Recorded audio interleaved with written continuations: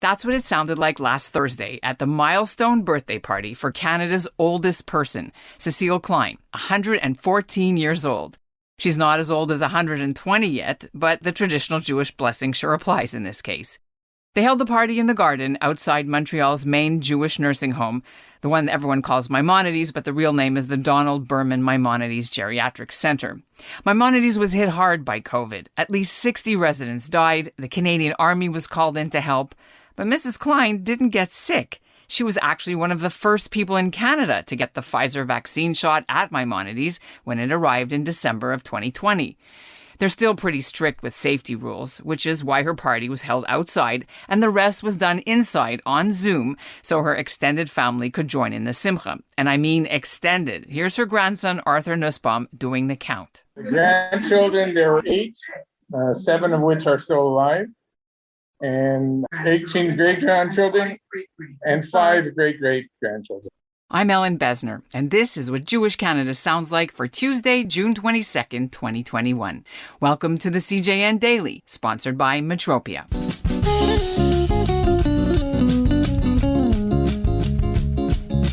All right, so how does someone live to celebrate their 114th birthday and get in all the record books as Canada's oldest person? Well, if you're Cecile Klein, you stay active, you do things for yourself, you eat steaks because you still have all your own teeth, you even go on a cruise to Mexico when you're 103, plus it helps to have good genes. Her great-grandmother lived to 103. Mrs. Klein lived on her own in her own house in Montreal's Snowdon area until she was 110. That was in 2017, and then she fell. She's lived in Maimonides ever since with the help of staff, a regular caregiver, and her attentive family. Her own family couldn't actually visit her inside during the pandemic, and only 4 people were allowed in her room for Thursday's in-person birthday party. Coming up, we'll hear from her right after the party. But first, here's what's making news in Canada right now. Canada's new ambassador to Israel, Lisa Stadelbauer, has presented her credentials to the outgoing Israeli president, Reuven Rivlin. She takes over from Deborah Lyons. Stadelbauer has deep expertise as ambassador in several African countries, but her first career overseas post was actually in Israel in 1992. Meanwhile, there are changes coming to Israel's diplomatic missions here in Canada. Idit Shamir is coming in August. She'll be consul for Toronto and Western Canada. She takes over from Galit Baram. Shamir's Twitter bio says she's going to become a new hockey fan. She previously worked on the Abraham Accords. That's when Israel signed agreements normalizing its relations with both the United Arab Emirates and Bahrain. Also, Canada is set to welcome Paul Hirschson as Consul General. He was the Israeli Foreign Ministry's spokesman during the recent conflict with Hamas. Hirschson tweeted that he's coming and we think he might be posted to Montreal, but it hasn't been confirmed yet. In other news, a new Indigenous Anishinaabe healthcare hospital held a groundbreaking ceremony on Monday in Toronto. The lead donors for the multi-million-dollar project are prominent Canadian Jews. $2 million came from Barry and Honey Sherman's daughter Alexandra and her family foundation. The Barry and Laurie Green Family Trust also donated a large sum to get the site built. It's near Toronto's Distillery District. Cecile Klein was the daughter of a men's haberdasher in Montreal. She was born in 1907. She had 4 siblings, she went to secretarial school, and worked for RCA Victor. When they were young, she went around delivering food to families who were suffering from a typhoid epidemic in Montreal in 1927. Later, she worked for her husband Edwin's drug company, and she raised 3 kids. She kept active with 2 synagogues, and she attended plays and lectures at the local library. Mrs. Klein doesn't speak during our interview, but she nods and gestures with her head. We've got a lovely video of it on our CJN YouTube channel. And so you'll hear her 85-year-old daughter Harriet Nussbaum and her grandson Arthur and his sister Dr. Elaine Nussbaum doing all the talking. How was your party today? How was the party? Yeah, she's not. All right. She's not in. What was the best part of the party? Seeing Harriet and me and Elaine. Yeah. Do you have a question, Ellin? I do. What kind of cake was it?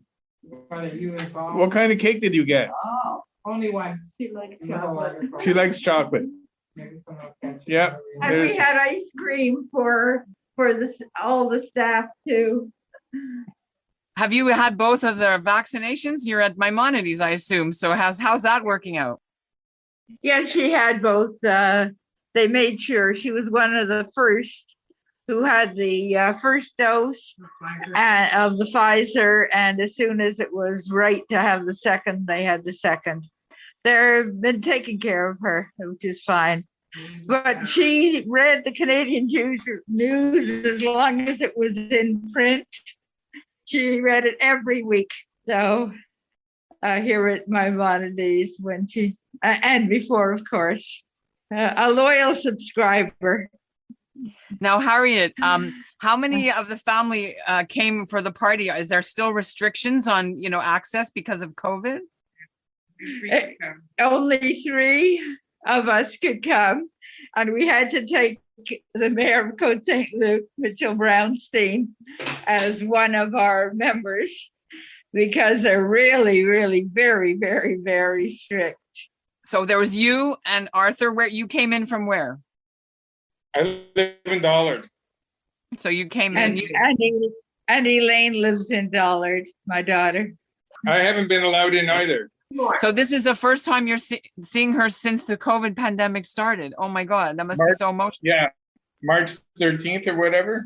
Yep. We Zoom with her every Monday so that my sister in California and my brother in Florida can also see her and the family. And she also did, by the way, sing me happy birthday for my birthday.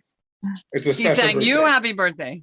Yes, in May. For my birthday on Zoom, they actually recorded her singing happy birthday. I know the Queen gives 100, like a letter or a certificate, and the Prime Minister, when you turn 100, you don't get anything when you're 114, or do you? You've got it many times, but you have to apply for it. So at this point, nobody applied. I mean, there's how many of those do we need? And who wants Justin's signature on it? So what do you guys, what message do you have to your mom today? What did you tell her and your grandmother? Well, we sang happy birthday to her. Elaine and I were here on Tuesday on her birthday because it wasn't convenient for Côte St. Luc to have the party Tuesday. It was raining. So today was much, much better. And it was a very nice party out in the garden with residents really enjoying something special. They decorated nicely with even tape saying happy birthday around the columns that were there at the bandstand, and a nice group, and it worked out beautifully. It's always good to have something to celebrate. Obviously, your family has lots of nachas from this, so mazel tov from all of us and all of the Canadian Jewish News listeners. Thank you, and you just thanked her because I put it to her ear. So thank you. I guess I should tell you, because of full disclosure, that the way this story came about is all because of Jewish geography, and the Jewish world is so small. So I was scrolling through Facebook, and I saw something about Mrs. Klein turning 114 on June 15th. And I said, that's my mom's friend, Harriet Nussbaum, and that's her mother. So I called my mother in Montreal, and that's how it all got together. Harriet Nussbaum is also well known. She's one of the women who produced the famous Second Helpings Please Jewish cookbook, which is the one that Noreen Gillitz became famous with as a chef. Came out back in the 60s. Every Jewish family has one in Canada, I think. We've got 2 of them. And also I went to school with Harriet's son, Arthur Nussbaum. He was in my class in Talmud Torah. Are you still following this? Anyway, the last thing I found out today is that we're even more connected than that, because it turns out my grandfather's cousin Ada married Mrs. Klein's brother Hai Ephros in 1936. So we're kind of distant cousins.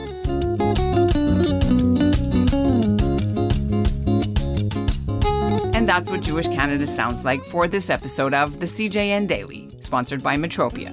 Integrity, community, quality, and customer care. I want to send a shout out today to one of our regular subscribers. I know Vita Kolodny in Vancouver listens every day to the CJN Daily while on her walks during her lunch break. And we'll end this episode with a sneak peek at tomorrow's show. How Canada's Jewish gay community has been lobbying for an end to the blood ban. We, the Jewish community, have been subject to gaps in the law and gaps in health regulation that are discriminatory. In many ways, this is distinct and also not so distinct and not so different.